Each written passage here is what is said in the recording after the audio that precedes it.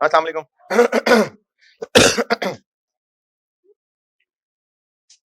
दुरूद शरीफ पढ़ लें।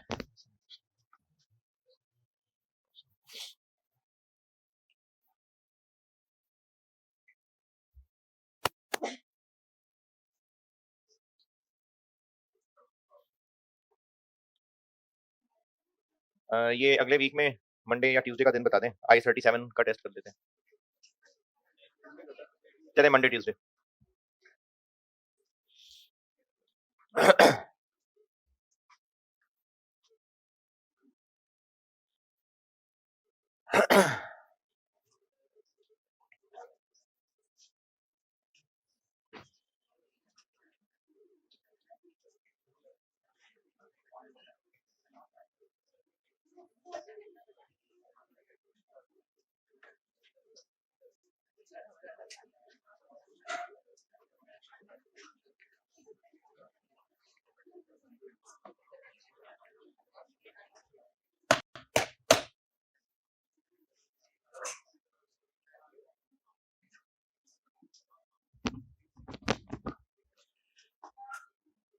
चले यहाँ से हदीस ऐड करते हैं।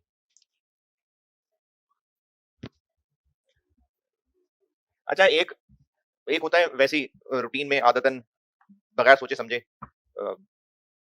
सलाम करना। जब नेचुरल सी बातें मिलते हैं तो ग्रीट करते हैं, सलाम करते हैं। और एक होता है इरादतन सलाम करना। जैसे आप किसी अगर बड़े या अगर आपके बचपन में ऐसा हुआ है कि अब्बू घर आए तो अम्मी ने कहा बेटा जाके पहले सलाम करो, जूते शूते रखो, अगर हुआ है आपके बचपन में ऐसा, तो अब्बू को सलाम कर रहे हैं, तो ये जो सलाम करना होता है ना, ये दुआ होती है इनफैक्ट। और है तो बहुत छोटी सी बात, लेकिन इससे एक बहुत बड़ा फायदा होता है। ये बेहकी में एक रिवायत है, सलाम में पहल करने वाला जो किबर होता है ना, गुरूर, उससे बरी होता है। सलाम में पहल करने वाला किबर से बरी होता है। कल मैंने हेडिंग क्या लिखी थी, एंड बिल्कुल क्या किया था, बस और कुछ नहीं। अच्छा अच्छा, वो हाँ, आज वाला सवाल, ऑटम 19 किया होना चाहिए था, किया होगा, मसले भी शायद ना हो। अगर किया है, अच्छा, आप कितने लोग रह गए होमवर्क करने वाले, किसने किया भाई? माशाल्लाह, थोड़े हो गए वैसे, कल परसों तक तो मेरे ख्याल में फारिग हो जाएंगे। चलो, पॉइंट नंबर 1 में कोई एतराज मेरे ख्याल में कोई नहीं है, लेकिन आपने कुछ पूछना है तो बताएं। ये 70% और 40% में क्या फर्क है? 70% है आउटफ्लो होने के चांसेस, क्योंकि 70% चांस है कि हमारी नाअहली निकलेगी। ये 70% इस्तेमाल हो रहा है प्रोबेबल वाली कंडीशन पूरी करने के लिए। और लॉयर का बेस्ट अंदाजा क्या है? वो है 50 मिलियन का 40%। ये 40% प्रोबेबिलिटी नहीं है। वकील को लगता है कि मांगे उसने 50 मिलियन है, लेकिन इसके 40% यानी 20 मिलियन आपको 20 मिलियन पे करना पड़ेगा। तो ये 40% अमाउंट की कैलकुलेशन के लिए बताया है, और 70% वो प्रोबेबल आउटफ्लो वाली बात हो रही है। और पॉइंट 1 में अगर कोई एतराज परेशानी। पॉइंट नंबर 2, इसमें नहीं भी है तो मैं खुद भी बता देता हूँ। हम अपना एक ऑफिस मुल्तान से लाहौर शिफ्ट कर रहे हैं, और एक ऑफिस एक जगह से बंद करना, दूसरी जगह जाना, रीस्ट्रक्चरिंग। और इस पूरे काम को उसने रीलोकेशन का वर्ड बोला हुआ है कि डिसाइडेड टू रीलोकेट, यानी इस रीस्ट्रक्चरिंग को वो रीलोकेशन का नाम यूज कर रहे हैं। ईयर एंड तक दोनों कंडीशंस पूरी होनी जरूरी है, डिटेल प्लान भी हो और अनाउंस भी हो गया हो। तो हाँ, वो जून तक हो चुका हुआ था, तो दोनों कंडीशंस हो गई पूरी। तो हमारे जवाब में इन दोनों कंडीशंस का जिक्र आएगा। अगर हम ये कहेंगे ना कि रीस्ट्रक्चरिंग की प्रोविजन बनेगी, तो दोनों कंडीशंस का बताना है कि डिटेल अप्रूव प्लान भी होना चाहिए और लोगों को वैलिड एक्सपेक्टेशन भी होनी चाहिए। चूंकि अनाउंसमेंट जून तक हो चुकी, इसलिए रीस्ट्रक्चरिंग की प्रोविजन बनेगी। ये जवाब अलग है और अमाउंट पे बहस अलग है। तो रीस्ट्रक्चरिंग कॉस्ट के अंदर रिडंडेंसी पेमेंट शामिल होंगी बस। अच्छा, ये किताब के अंदर ना और फाइल के अंदर एक एंटर मारना था, वो गलत जगह पर लग गया। ये दूसरी लाइन बनती है, cost of moving office equipment to Lahore. बस कंपनसेशन अगली लाइन है, सुन रहे हैं? कंपनसेशन अगली लाइन है। तो जो इक्विपमेंट को यहां से वहां पहुंचाने पे 3 मिलियन है, नए काम में शिफ्ट करना, किससे बातें कर रहा हूं मैं? कुछ कुछ शक्ल पे रिस्पॉन्स को, हाँ, ऐसे ऐसे कोई ऐसे ऐसे, हाँ ऐसे कुछ तो रिस्पॉन्स करे ना। 3 मिलियन क्या है? रीलोकेशन कॉस्ट, तो इसको प्रोविजन में शामिल नहीं करना। लोगों को कंपनसेशन दे रहे हैं वहां जाने के लिए, ये भी शामिल नहीं करना। उनको जो नौकरी से निकाल रहे थे ना, वो ऊपर है रिडंडेंसी पेमेंट। ये जो उनको 10 मिलियन मजीद दे रहे हैं, ये वो लोग हैं जिन्होंने यहां से वहां जाकर दोबारा शिफ्ट होना है, अपना को घर बसाना है, तो ये उनके लिए 10 मिलियन। तो ये रीलोकेशन और ये नहीं काउंट होगा। जिस मैनेजर को ये सारी जिम्मेदारी दी है, ये उसकी सैलरी है, वर्ड सैलरी लिखा हुआ है। तो सैलरी चूंकि एक रेगुलर खर्चा होता है, तो इसलिए ये रीस्ट्रक्चरिंग में नहीं आएगा, क्योंकि रीस्ट्रक्चरिंग में वो खर्चे आने होते हैं जो रीस्ट्रक्चरिंग की वजह से होंगे। तो ये तो रेगुलर सैलरी है। अगर यहाँ वर्ड सैलरी की जगह लिखा होता remuneration payable to existing manager जो कि रिलोकेशन क्यों देख रहा है, तो फिर काउंट करते दोबारा। अगर यहाँ पर सिर्फ वर्ड रेम्यूनरेशन लिखा होता, सैलरी नहीं कि हम उसको मुआवजा दे रहे हैं इस काम का, तो फिर वो इस काम के लिए ही पैसे होते, फिर जरूर काउंट हो जाता। लेकिन सैलरी चूंकि रेगुलर चीज के लिए वर्ड इस्तेमाल होता है, तो ये रीस्ट्रक्चरिंग की वजह से नहीं है, ये तो पहले भी मंथली सैलरी देनी होती है उसको, इसलिए 2 मिलियन को काउंट नहीं किया। बोनस इतना मुनासिब वर्ड नहीं है इस काम के लिए, मतलब रेम्यूनरेशन हो सकता है। तो इस काम के पैसे अगर मिल रहे हैं ना, तो हाँ फिर वो कंसिडर होता। तीसरे में वो एनआरवी की कैलकुलेशन है और ऑनरस कॉन्ट्रैक्ट भी है। जो स्टॉक हमारे पास पड़ा हुआ है उस पे एनआरवी की कैलकुलेशन है, और जो हम वादा कर चुके हुए हैं महंगा खरीदेंगे और सस्ता बेचेंगे, तो इस पे हमें ऑनरस कॉन्ट्रैक्ट की प्रोविजन बनानी पड़ेगी, लोअर ऑफ लॉस और पेनल्टी, तो वो लॉस लोअर बनता है। पॉइंट 3 में कोई परेशानी है तराज? चौथे में वारंटी की कैलकुलेशन है, ये पहले हम इस तरह के सवाल कर भी चुके। जो पहले 8 महीने हैं ना, वो हमारे जिम्मे नहीं है, वो कंटिंजेंट है, क्योंकि अगर सप्लायर फेल होगा तो हम पे बारी आएगी। लेकिन जो अगले 4 महीने हैं वो हमारे जिम्मे आने हैं, तो इसलिए जो अगले 4 महीने वाली परसेंटेजेस हैं हमने वो इस्तेमाल करनी है, पहले 8 महीने वाली इस्तेमाल नहीं करनी है। और बस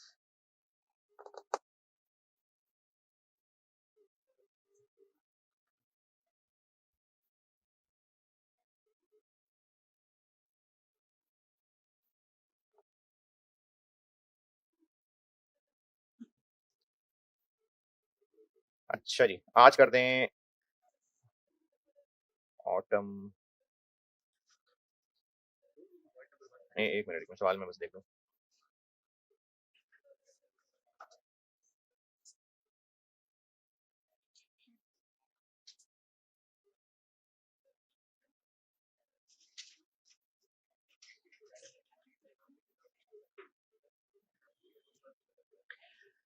ऑटम 23, ऑटम 23 जी होमवर्क बता रहा हूँ। ऑटम 23 ये इस फाइल में क्वेश्चन 34 है, और एक और छोटा सा सवाल है एक ही पैराग्राफ का। ऑटम 20,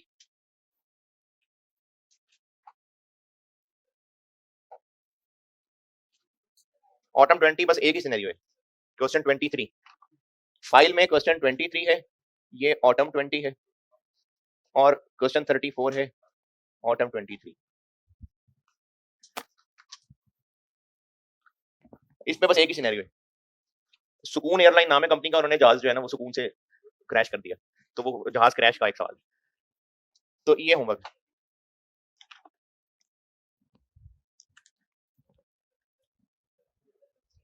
ये मैंने कल हेडिंग ले ली हुई थी, तो यहां से चलते हैं आगे।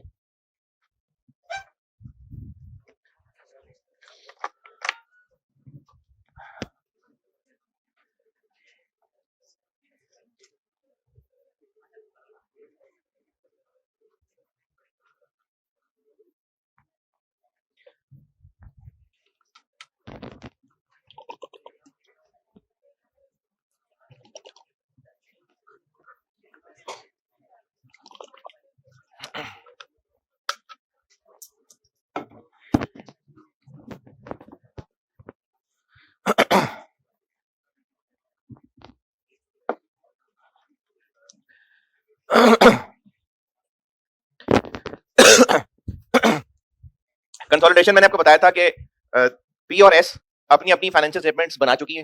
मैंने पढ़ाना शुरू कर दिया मैंने पढ़ाना शुरू कर दिया शुरू मैंने। जो मैं भूल गया मैं क्या कह रहा था।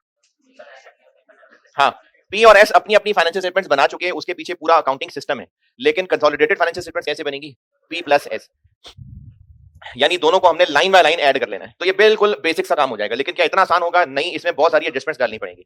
तो उन एडजस्टमेंट्स को डालने से पहले जो बिल्कुल एक बेसिक सा काम है ना, वो मैं आपको 6-7 मिसालों से समझा रहा हूं। जो बिल्कुल बेसिक प्रोसीजर है वो मैं कुछ एग्जांपल्स से समझा रहा हूं।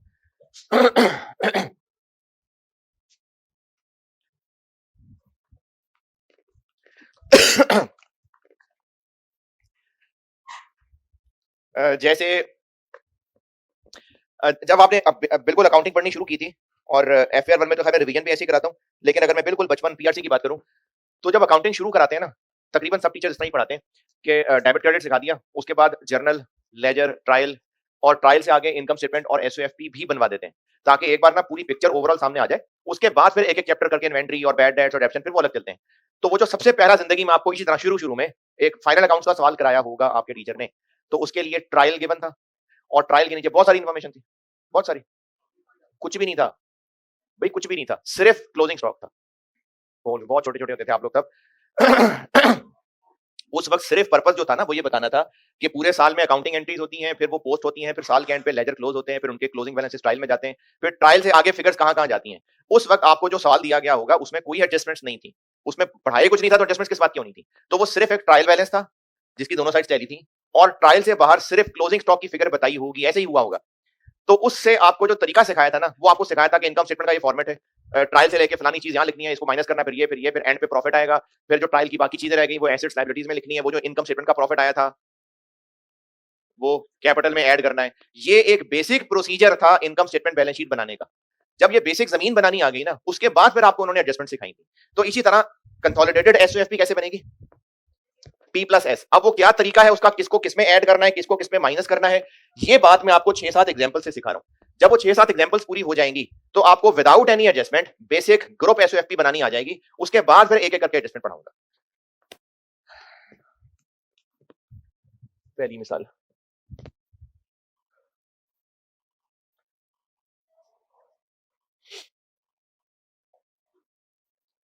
अच्छा एक बात जबानी याद रख लें, ये इतना ज्यादा कॉमन होगा कि आपको पक्का पक्का याद हो जाएगा, तो जबानी याद रख लें। किसी भी कंपनी का शेयर होल्डर बनने के दो मौके हैं। एक सबसे पहली दफा जब कंपनी वो खुद शेयर इशू करे, और दूसरा जब जब पुराना कोई शेयर होल्डर ट्रांसफर कर दे।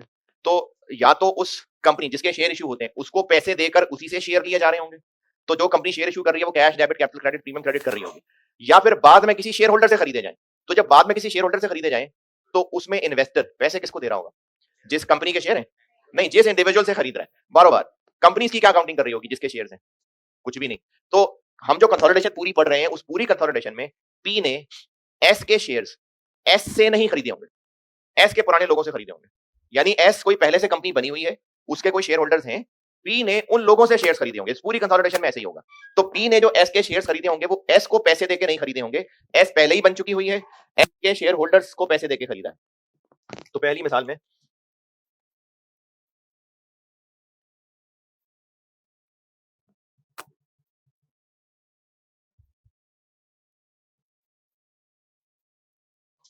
इकतीस दिसंबर 24 को पी ने एस के सारे शेयर खरीद लिए 40,000 में,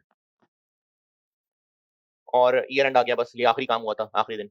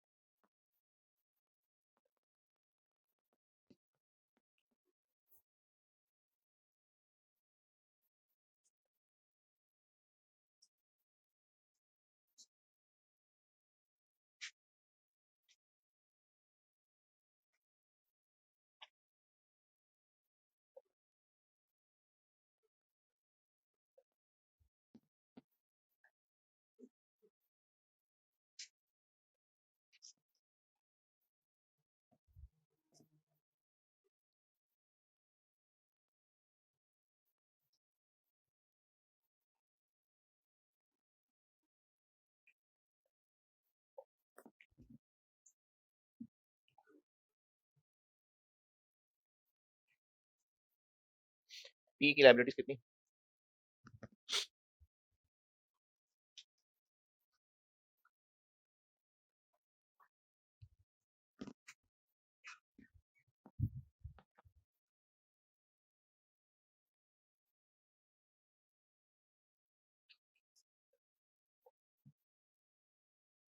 ये पहली मिसाल। 31 दिसंबर 24 है, पी ने अभी अभी एस के शेयर्स खरीदे सारे के सारे 40,000 में, और पी की बुक्स में वो आ गई इन्वेस्टमेंट।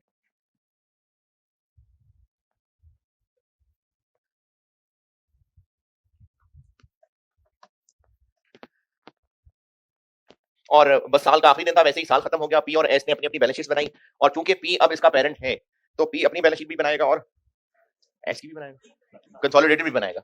तो ग्रुप एसओएफपी। अभी तक जितना बिल्कुल थोड़ा बहुत सिखाया, ग्रुप एसओएफपी कैसे बनेगी, 70 प्लस 55, 125, 40, करंट एसेट्स 30 और 15, 45, 210 और capital 50 plus 40, 90, retained earnings 35, liabilities 55 plus 30, 85. यहां तक लिखें।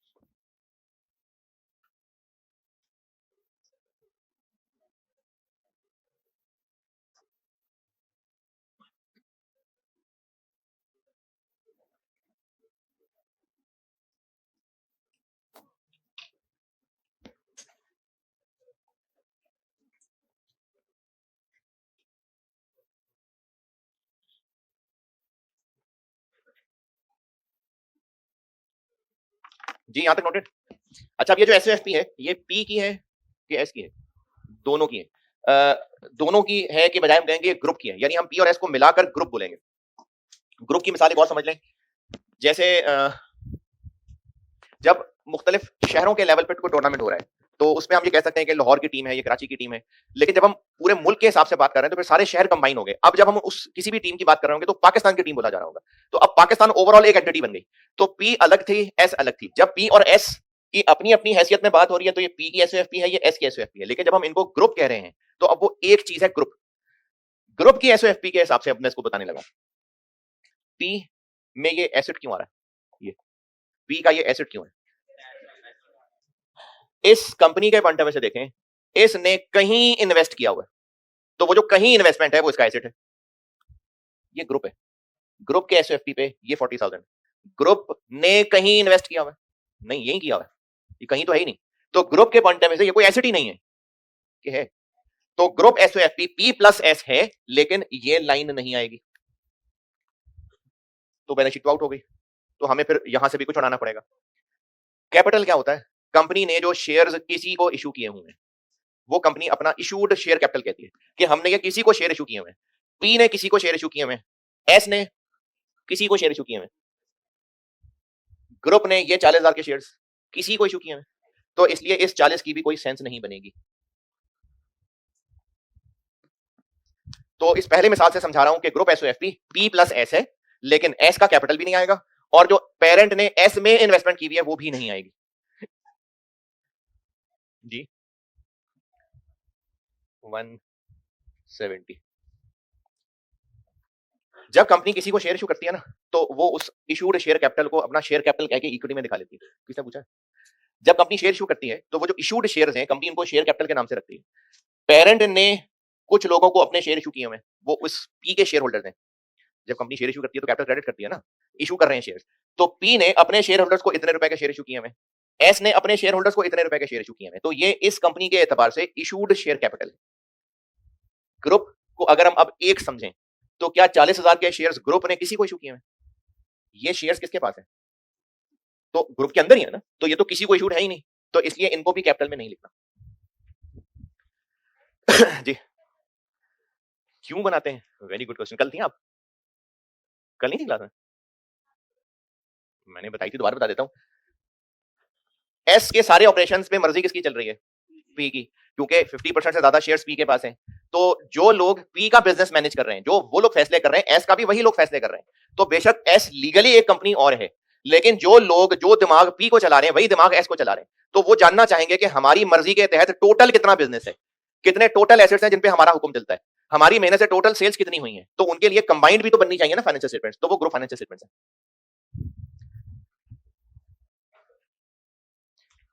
हाँ जी, ये नोटेड, तो मैं मिसाल चेंज करूँ, ये सवाल तो नोटेड था, चलिए आंसर कर रहे हैं तो कर ले नोट, मैं ये चेंज करता हूँ।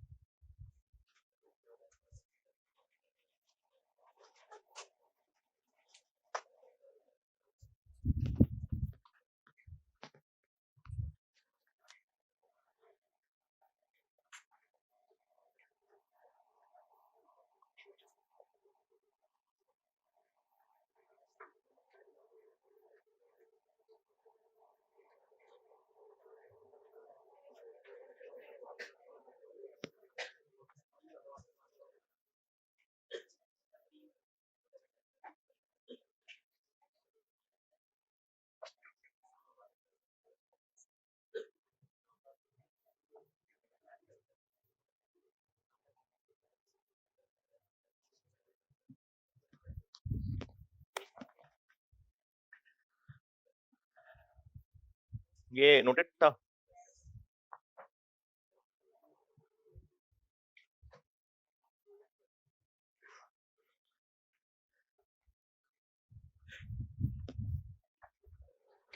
अच्छा, अभी मैं आपको इन 6-7 मिसालों से ना सिर्फ कॉन्सेप्चुअली एक प्रोसीजर सिखा रहा हूं।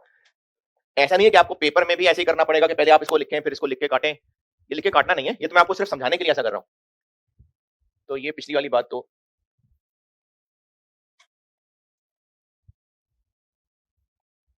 ये तो अभी पिछले सवाल में सिखा चुका।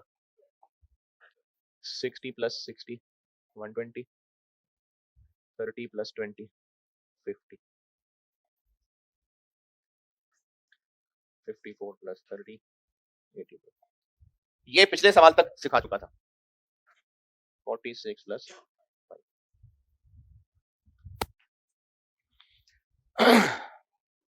चलिए पहले सुन लेना, फिर इकट्ठे लिख लीजिएगा, सवाल और आंसर इकट्ठे लिख लीजिएगा। P प्लस एस सारी लाइनें हो गई, लेकिन ग्रुप की नजर से ये कोई एसेट नहीं है, ग्रुप ने थोड़ी इन्वेस्ट किया हुआ है, तो ये नहीं आएगा। और ये ग्रुप ने किसी को शेयर इशू नहीं किए हुए, ये तो ग्रुप के अंदर ही है, तो ये भी नहीं आएगा। रिटेन्ड अर्निंग्स क्या होती है? रिटेन्ड अर्निंग्स आज तक कमाए हुए प्रॉफिट्स जो अभी ओनर्स को नहीं दिए, अभी वो बिजनेस में रिटेन्ड है। किसका हक होता है उनपे? ओनर्स का, शेयर होल्डर्स का। जब कंपनी पी ने एस के शेयर्स खरीदे, तो एस के उस वक्त बुक्स में रिटेन अर्निंग्स आ रही है, इसका हक है इस पे। यानी एस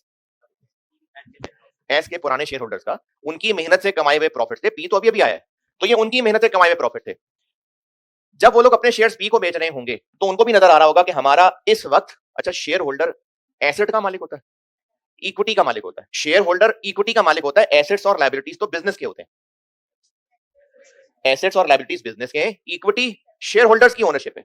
तो जो पुराने शेयर होल्डर्स थे, उनका इस वक्त एस पे कितना हक था? कितने रुपए का हक था? और 50,000 का। ये उन्होंने सदका दे दिया, ये पैसे उनके वापस लेने, कैपिटल भी तो उन्हीं का पैसा है ना। तो उन लोगों का एस की इक्विटी में कितना हक था? 50,000। तो उन्होंने इसीलिए अपना ये हक 50,000 में बेच दिया। एस की बैलेंस शीट देखें तो हाँ, ये रिटेन अर्निंग्स तो हैं, लेकिन अब जब हम इसको ग्रुप की शक्ल देंगे, तो जिन लोगों की मेहनत का ये प्रॉफिट्स थे, उन लोगों को दे के फारिग कर दिया पैसे। एक रीजन कि उनको पैसे दे दिए, फारिग हैं अब किस बात की? रिटेन्ड। और दूसरी बात, रिटेन्ड अर्निंग्स होती हैं कि ओनर्स की मेहनत से कमाया हुआ पैसा था। तो ग्रुप में ये जो पी ने अभी शेयर्स खरीदे हैं, इसकी तो मेहनत है ही नहीं इसमें, इसको तो इसको रिटेन अर्निंग कहना बनता नहीं है। तो ग्रुप के पॉइंट ऑफ व्यू से ये रिटेन्ड नहीं है, ये पुराने लोगों का था, उनको दे के फारिग कर दिया, तो इसलिए ये 5 भी यहां नहीं आएगा। तो अब ये देखें, ये 50 इस 50 के साथ नॉक ऑफ हो गया। तो इस दूसरी मिसाल से अब क्या तक सीख लिया कि लाइन बाय लाइन एडिशन है, लेकिन पेरेंट की एस में इन्वेस्टमेंट वो भी ग्रुप बैलेंस शीट में नहीं आएगी, एस का कैपिटल भी नहीं आएगा, एस की रिटेन अर्निंग भी नहीं आएगी। और मैंने अभी इस मिसाल में रिटेन अर्निंग लिखी है, अदर रिजर्व लिखे होते तो उनके साथ भी यही होता। इन दो सवालों की समरी दोबारा, consolidated SOFP line by line addition है, लेकिन पेरेंट की एस में इन्वेस्टमेंट वो ग्रुप में एसेट शो नहीं होनी, एस का कैपिटल भी ग्रुप में शो नहीं होना, क्योंकि ग्रुप के हिसाब से वो कोई इशू शेयर कैपिटल नहीं है। और एस की रिटेन अर्निंग भी इसलिए नहीं हो रही कि इन पे पुराने लोगों का हक था, वो उनको दे दिए पैसे, तो अब किस बात की रिटेन, इसलिए इनको यहां नहीं लिखा। ये नोट करें पूरा, फिर तीसरा करते हैं।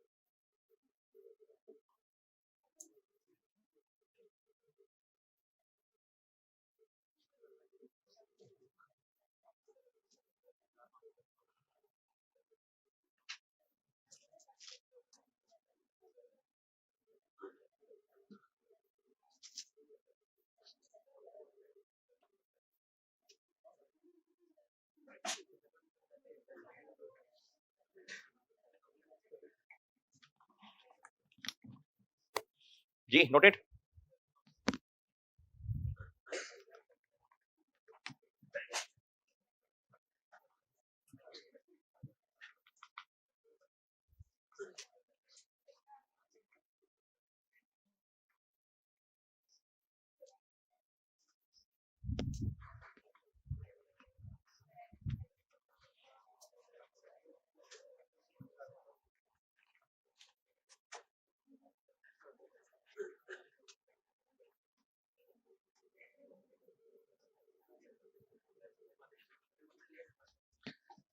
चलिए मैंने बाकी फिगर्स वही रहने दिए।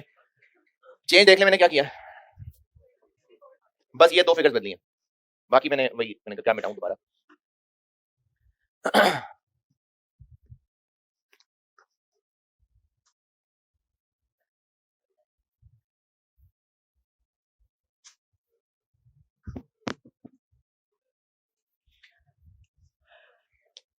पिछली 2 मिसालों तक जो समझाया, P प्लस S है, लेकिन जो पेरेंट की S पे इन्वेस्टमेंट है वो नहीं आनी, और S का कैपिटल और उसके रिजर्व भी नहीं आने। ये पिछली मिसाल तक समझाया। अब इस मिसाल में मैंने नया ये किया कि जो पुराने S के शेयर होल्डर्स थे वो उस वक्त कितनी इक्विटी के मालिक थे, 50,000, लेकिन वो अपने शेयर्स कितने में बेच रहे हैं, 54। तो पेरेंट को क्या मसला है, वो क्यों महंगे खरीदने को तैयार है?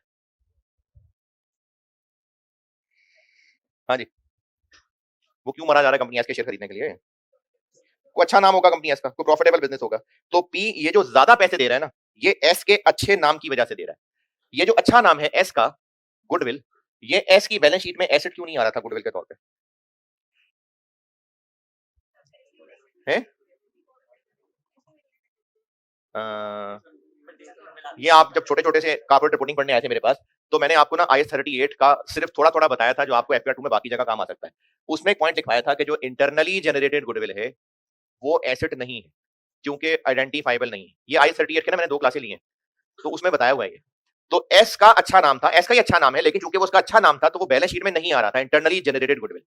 लेकिन पेरेंट ने अब पैसे दिए उसके, तो पेरेंट चूंकि अब पैसे दे चुका और उन पुराने लोगों को पैसे दिए, तो ये अच्छे नाम को अब बैलेंस शीट में बिल्कुल इज्जत मिलेगी, और ये गुडविल के नाम से एसेट 4,000 का एसेट शो हो जाएगा। जिन लोगों से, किन लोगों से? एस के पुराने शेयर होल्डर्स, जिन लोगों से शेयर खरीदे, जितने उनके पैसे बनते थे उससे ज्यादा पैसे दे रहे हैं, क्योंकि कंपनी का अच्छा नाम है, तो उस अच्छे नाम को हम गुडविल कहेंगे। और एस की बैलेंस शीट में वो क्यों नहीं आ रही थी गुडविल? क्योंकि इंटरनली जनरेटेड है, IAS 38 ने मना किया था। लेकिन ग्रुप के पॉइंट ऑफ व्यू से अब उसके पैसे दिए गए हैं, तो ग्रुप की बैलेंस शीट में वो एज एन एसेट शो होगा। लेकिन पैसे दिए गए हैं ना इसके, अब ये खरीदी गई है, अब ये इंटरनली जनरेटेड नहीं है, इसके पैसे पे किए गए हैं, इसलिए इसको बैलेंस शीट में जगह मिल जाएगी, क्योंकि इसके बकायदा पैसे पे किए गए। तो इन 3 मिसालों की समरी ये है कि group balance sheet P plus S है, सारी लाइनें एक एक करके ऐड, लेकिन पेरेंट की जो S में इन्वेस्टमेंट है वो ग्रुप बैलेंस शीट में नहीं आएगी, S के कैपिटल रिजर्व्स नहीं आएंगे, और P ने जो पैसे ज्यादा पे किए थे क्योंकि गुडविल थी, तो गुडविल बैलेंस शीट में एसेट आ जाएगा। ये इन 3 सवालों में किया है जी। वो अगले सवाल में बताता हूँ। समझ नहीं आई बात, मुझे कुछ समझ नहीं आ रहा क्या बोल रहे हैं। हाँ, इन 3 मिसालों का कंक्लूजन ये है कि कंसोलिडेटेड बैलेंस शीट है P plus S line by line, लेकिन पेरेंट की जो S में इन्वेस्टमेंट है वो ग्रुप बैलेंस शीट में नहीं आनी, S के कैपिटल, S के रिजर्व वो नहीं आने, और जो P ने एक्स्ट्रा पैसे दिए थे गुडविल के, वो बैलेंस शीट में एज एन एसेट आ जाएगा।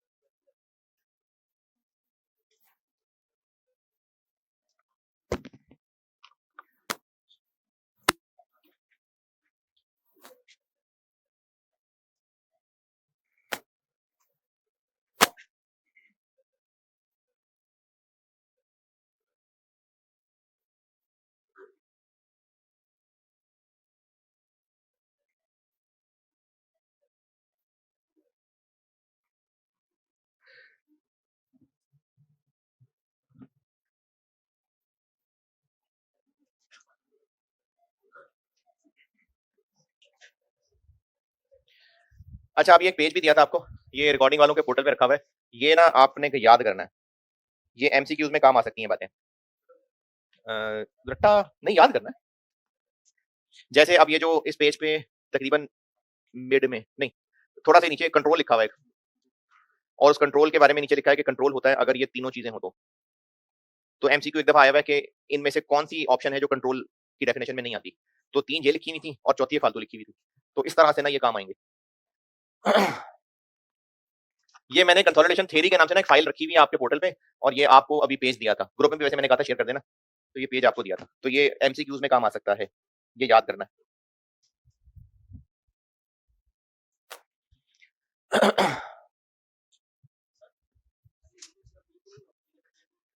अच्छा नाम किसका है यार? बड़ी अरसे बाद सवाल सुना मैंने इस आवाज में, कहाँ गए थे? अच्छा, है तो पिछले सेशन में आती थी आवाज, तो ये अच्छा नाम किसका है? तो एस का है ना, पी का थोड़ी है। हाँ तो नहीं नहीं, एस का अच्छा नाम है, जो एस की बैलेंस शीट में नहीं था, होना बनता भी नहीं था, लेकिन जिन लोगों की मेहनत से ये बना था उन लोगों को पैसे देकर अब ये नाम खरीदा गया है, तो जितने पैसे देकर नाम खरीदा है तो इसलिए वो एसेट शो हो रहा है, क्योंकि पैसे दिए गए हैं। वरना पी का भी अपना कोई अच्छा नाम होगा, लेकिन वो थोड़ी बैलेंस शीट में आ रहा होगा, वो तो इंटरनली जनरेटेड है, तो ये बैलेंस शीट में इसलिए आया है क्योंकि पैसे पे किए गए।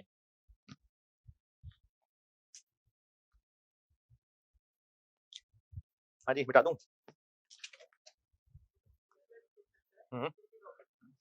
54।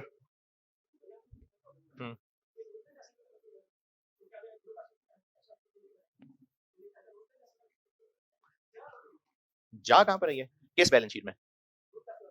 ग्रुप बैलेंस शीट में तो आई नहीं रही, ग्रुप एफसीपी में कहां है?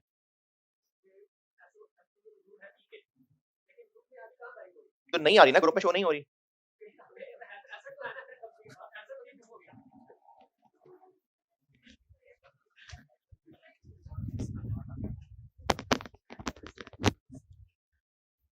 ये जो पी और एस की बैलेंस शीट है, इसमें फिगर्स कहां से आई? उनके अपने अपने ट्रायल से, ट्रायल में कहां से आई? उनके लेजर्स में, लेजर्स में कहां से आई? यानी पूरा अकाउंटिंग सिस्टम है जिसमें ये वैल्यूज मौजूद हैं, और चूंकि ये एसेट्स लायबिलिटीज हैं तो अपने अपने टी अकाउंट्स में सीडी बैलेंस आ रहे हैं, अगले साल बीडी होंगे, तो इनकी अपनी किताबों में ये हैं। ग्रुप एसओएफपी में फिगर्स कहां से आ रही हैं? सिर्फ से देखकर प्लस करके लिखी हैं। तो अगर मैंने इस ग्रुप बैलेंस शीट में ये इन्वेस्टमेंट की फिगर नहीं लिखी तो कहां गई वो नहीं लिखी, नहीं लिखी तो गई कहां? नहीं लिखी इधर तो गई कहां? है अपनी किताबों में, है इनकी, कहीं गायब नहीं कर दिया हमने, बस ग्रुप बैलेंस शीट के अंदर इसको शामिल नहीं कर रहे हैं बस। तो ग्रुप बैलेंस शीट, दो बनी हुई बैलेंस शीट से हमने सिर्फ प्लस करके लिखा है, इसके पीछे कोई लेजर नहीं है कि हमने एक अकाउंट गायब कर दिया तो उसके अकाउंट का बैलेंस किधर गया, ये इन फिगर्स को देखकर सिर्फ प्लस करके यहां बनाया है। तो ग्रुप बैलेंस शीट के फेस पे क्या आना है क्या नहीं आना है, यही तो हम लोग कंसोलिडेशन में सीख रहे हैं। सेपरेट में तो मौजूद है ये सब कुछ, नहीं वहां से नहीं लेजर फाड़ देंगे, वो सब अपनी जगह मौजूद है। हाँ जी, एग्जाम्पल 3 नोटेड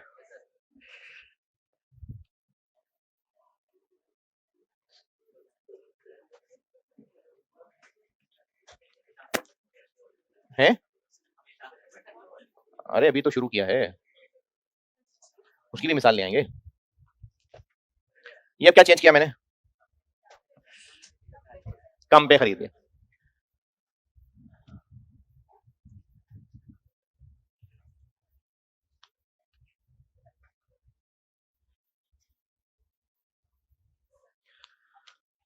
जिन लोगों ने एस के शेयर्स अपने बेचे, उस वक्त वो कितनी इक्विटी के मालिक थे? 50,000। लेकिन उनसे हमने उनके शेयर्स खरीद लिए 44 में। क्यों सस्ते में खरीद लिया?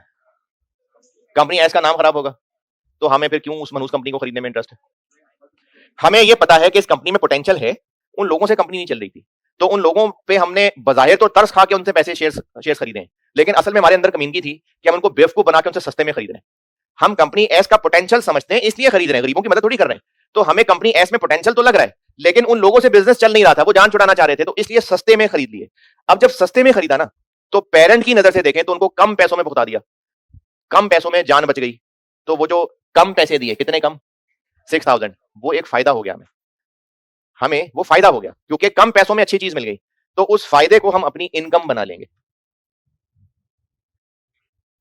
इस फायदे को कहते हैं नेगेटिव गुडविल, क्योंकि गुडविल माइनस में आ रही है, लेकिन ये सिर्फ जबरदस्ती नाम रखा हुआ है, असल में होता है ये बार्गेन परचेज,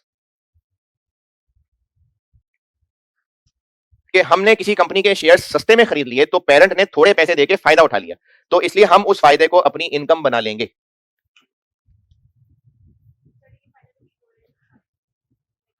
एस को कहां नुकसान हो रहा है? ये पैसे एस को दिए हैं, तो एस को तो नहीं ना दिए। नहीं नहीं, वो थे कोई लोग, गए अब वो कोई थे लोग, वो तो यहाँ है नहीं, उनका तो यहाँ काम ही नहीं है। हमने उनसे सस्ते में शेयर खरीद लिए, तो ये तो एस को तो पता भी नहीं इन बातों का। एस तो बीच में है भी नहीं कहीं, ये तो हमने उन लोगों से डील किया है बस।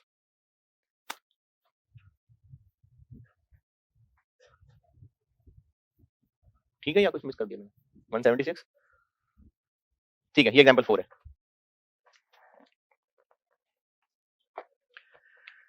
तो एग्जांपल 3 और 4 से क्या सीखा है कि जो पेरेंट ने उन लोगों को पैसे देके शेयर्स खरीदे, अगर ज्यादा पैसे दिए थे तो अच्छे नाम की वजह से दिए थे, वो अच्छा नाम ग्रुप के पॉइंट ऑफ व्यू से गुडविल एसेट था। कम पैसे दिए तो फायदा उठा लिया, वो नेगेटिव गुडविल है या बार्गेन परचेज है, तो वो एक इनकम वाली बात, तो उसको रिटेन अर्निंग में ऐड कर लिया। जी नहीं, ये तो उन लोगों को पैसे दिए और बस अब फारिग, अब बार बार थोड़ी पैसे दे रहे होंगे इनको, तो बस ये उस वक्त एक ट्रांजेक्शन है कि हमने उन लोगों से चीज सस्ते में खरीद ली, इसका अगले ईयर से तो कोई ताल्लुक नहीं है, उनको पैसे दिए बस, बात फारिग, खत्म हो गई बात। अभी एग्जाम्पल 4 है, अभी आएंगी आगे और।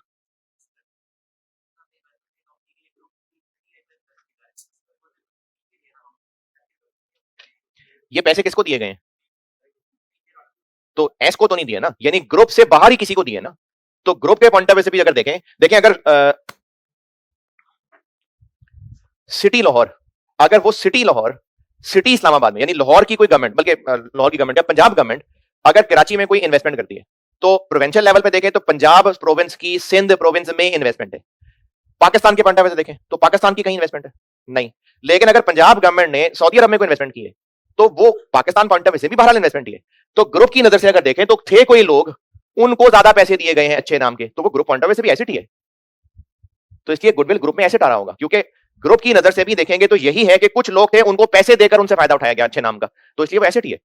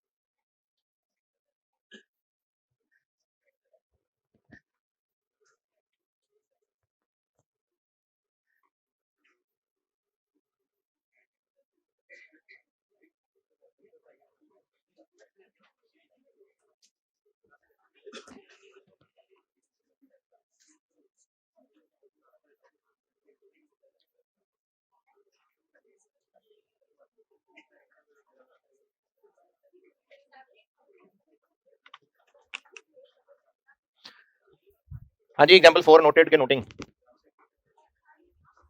हाँ जी, एग्जाम्पल 4 नोट, अच्छा कर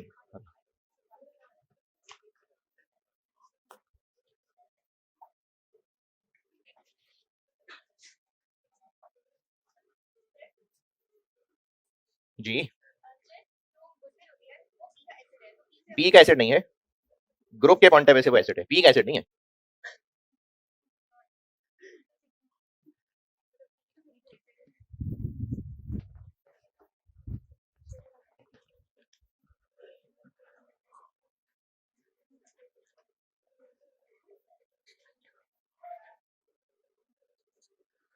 इस सवाल में देता हूं जवाब।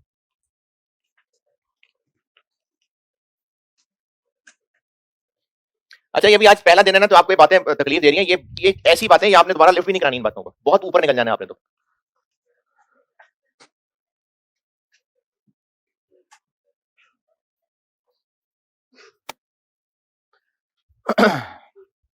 ये क्या कर रहा हूं मैं, एग्जाम्पल 3 को 1 साल बड़ा कर लिया, तो 1 साल बड़ा होके वो 31 दिसंबर 25 तक पहुंच गया। पहले पीपी कितने आ रहे थे, 60, और इसके 60। इन्वेस्टमेंट इन एस कितनी आ रही थी, 54। करंट एसेट्स क्या थे इधर,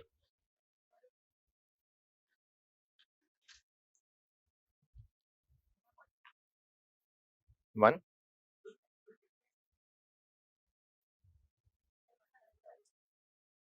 कैपिटल कितना था, 40 और 45। यहाँ क्या था, यहाँ क्या था,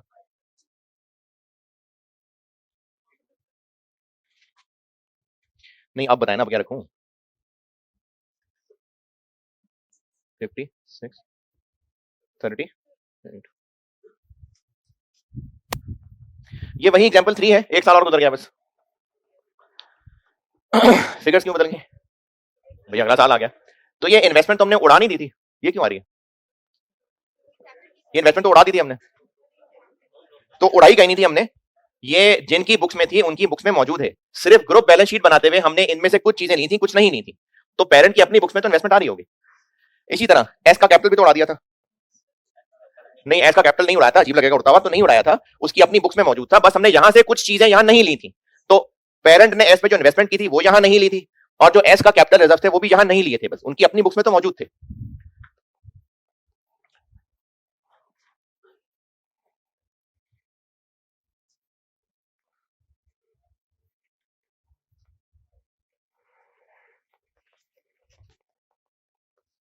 अच्छा, अब तो आपको पक्का हो ही गया, तो मैं अब क्या लिख के काटूं, इन्वेस्टमेंट इन एस यहां नहीं आनी, कैपिटल में सिर्फ पी वाला ही आना है। पीपी हो जाएगा 75 प्लस 70, 145। गुडविल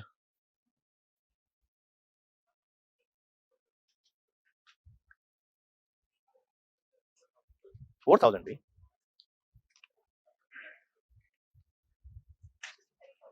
है, गुडविल 4000, क्यों 4000, क्योंकि ये एक हिस्टोरिक चीज है कि पेरेंट ने जब शेयर्स खरीदे थे तो उन लोगों को कितने पैसे ज्यादा दिए थे, तो वो थे तो थे ही रहेंगे ना, तो इसलिए वो तो 4000 ही रहेगा है। यहां पर हमने गुडविल को एसेट क्यों लिखा है, यहां पर हमने गुडविल को एसेट क्यों लिखा है, पहले एस की बैलेंस शीट में गुडविल क्यों नहीं आ रही थी, गुडविल असल में अच्छा नाम एस का है कि पी का है, एस का, तो वो एस का एक अच्छा नाम उसका एसेट है, तो वो बैलेंस शीट में क्यों नहीं आ रहा था एस की, क्योंकि इंटरनली जनरेटेड था और IAS 38 ने मना किया हुआ है। ग्रुप बैलेंस शीट में क्यों लिख लिया था, क्योंकि उसके पैसे पे किए गए थे, तो अब चाहे अगला साल हो चाहे 50 साल गुजर जाए, थे तो थे ही है ना, तो इसलिए 4000 एक्स्ट्रा दिए गए थे, वही 4000 ही गुडविल आएगी।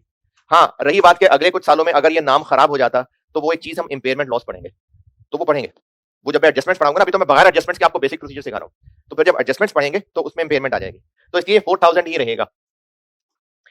अच्छा, अब एक सवाल यह है कि पेरेंट ने ज्यादा पैसे दिए थे, पेरेंट ने, तो फिर ये पेरेंट की बैलेंस शीट में एज एन एसेट क्यों नहीं आ रही गुडविल, नहीं लेकिन पेरेंट ने तो ज्यादा पैसे दिए थे ना, लेकिन पेरेंट ने पैसे तो दिए थे ज्यादा, तो इन्वेस्टमेंट आ तो रही है भाई, इसके अंदर 4 शामिल है, वो इसको तोड़ के नहीं दिखा रहा कि मैंने गुडविल के नाम पे कितने दिए, वो सिर्फ कह रहा है कि मैंने किसी कंपनी के शेयर खरीदने पे इतने पैसे दिए, तो इसमें आ तो रहा है 4000, अलग से नहीं वो कोई एसेट आना, लेकिन ग्रुप बैलेंस शीट में अलग से इसलिए नजर आना है क्योंकि ग्रुप बैलेंस शीट में हमने इस इन्वेस्टमेंट को उड़ा देना है, तो इसमें से जो अच्छे नाम के पैसे रह जाएंगे वो हमने शो कर देने। करंट एसेट्स में 31 प्लस 25 56 205, लाइबिलिटीज में 56 प्लस 38 94।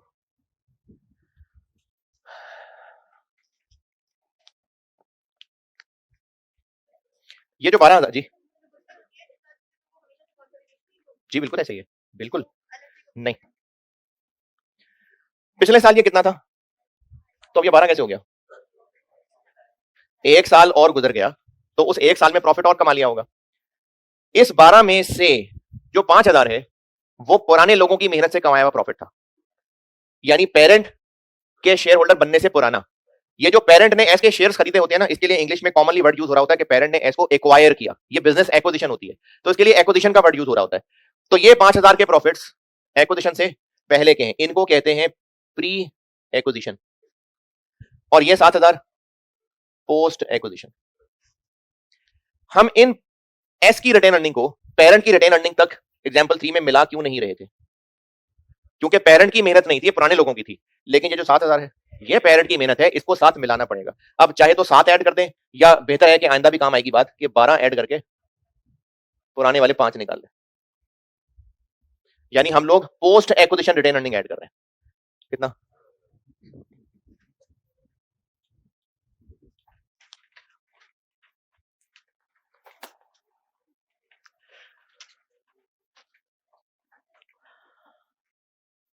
तो इन 5 मिसालों तक ये सीखा कि ग्रुप एसओएफपी पी और एस की लाइन बाय लाइन एडिशन है, लेकिन एस में जो पेरेंट की इन्वेस्टमेंट है वो ग्रुप बैलेंस शीट में नहीं आनी। हाँ, अगर थोड़े पैसे दिए थे तो नेगेटिव गुडविल रिटेन अर्निंग में ऐड हो जाएगी, और ज्यादा पैसे दिए थे तो गुडविल एसेट्स में आ जाएगी। इस साइड पे एस का कैपिटल नहीं आना और एस के प्री एक्विजिशन रिजर्व भी नहीं आने, लेकिन जो पोस्ट एक्विजिशन रिजर्व है वो कंसोलिडेट हो जाएंगे। जी, तो पेरेंट तो बड़े ही होते हैं ना। हाँ, अरे ये तो मैंने एम ही लिखा था, लेकिन देखो बड़ा मसला नहीं है कि पी का कैपिटल एस के कैपिटल से ज्यादा होगा, नहीं, कोई जरूरी बात नहीं है। मैं तो एम फिगर्स देख रहा था, वरना ये कोई जरूरी नहीं है कि पी का कैपिटल इससे ज्यादा ही होना चाहिए, नहीं, कोई जरूरी नहीं है।